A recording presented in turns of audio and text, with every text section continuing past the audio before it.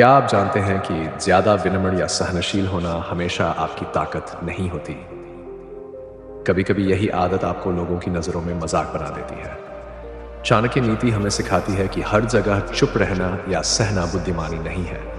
आज की यह कहानी आपको सिखाएगी आत्मसम्मान और सीमाओं की असली परिभाषा। पुराने समय की बात है। तक्षशिला राज्य के एक छोटे से गांव में विवेक नाम का एक युवक रहता था। विवेक स्वभाव से अत्यंत शांत, संयमी और सहनशील था। गांव के लोग उसकी विनम्रता को कमजोरी समझते थे। कोई उसका काम बिगाड़ दे, कोई उस पर व्यंग्य करे, कोई उसे अपमानित कर दे, विवेक कभी प्रतिक्रिया नहीं देता।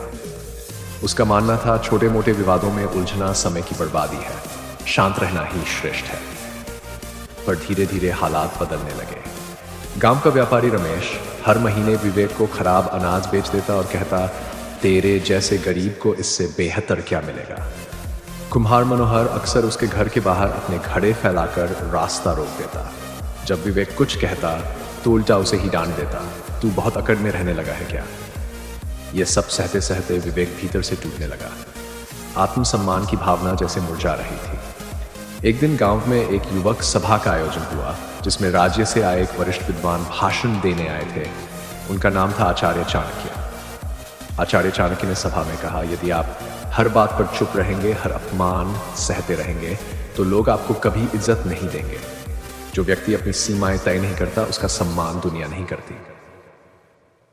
याद रखो कि जहां सहन करना नीति है, वहीं समय आने पर विरोध करना नीति। ये शब्द विवेक के दिल में गूंज उठे। उसे एहसास हुआ कि उसका मौन अब नीति नहीं रहा, बल्कि उसकी कमजोरी बन चुका है, जिसका लोग लाभ उठा रहे हैं। अगले ही दिन विवेक अनाज लेने फिर रमेश के पास गया। रमेश ने उसे फिर वही खराब अनाज देने की कोशिश की, लेकिन इस बार विवेक ने हाथ बढ़ाने से मना कर दिया।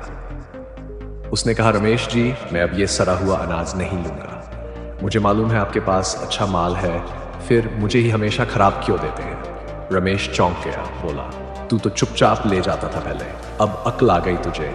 विवेक ने शांत पर दृढ़ आवाज में कहा, पहले गलती मेरी थी, मैंने सहन किया, अब मैं गलत नहीं सहूंगा। आसपास खड़े लोग ये देखकर हैरान रह गए। एक साधारण युवक जिसकी चुप्पी की आदत सब जानते थे, आज अपने सम्मान के लिए डटकर खड़ा था। उसके इस बदलाव की खबर गांव भर में फैल गई। कुम्हार मनोहर ने जब फिर रास्ता रोका तो विवेक ने पंचायत में जाकर शिकायत कर दी। पंचायत ने तुरंत फैसला विवेक के हक में सुनाया। अब गांव के लोग विवेक को पहले की तरह नजरअंदाज नहीं करते थे।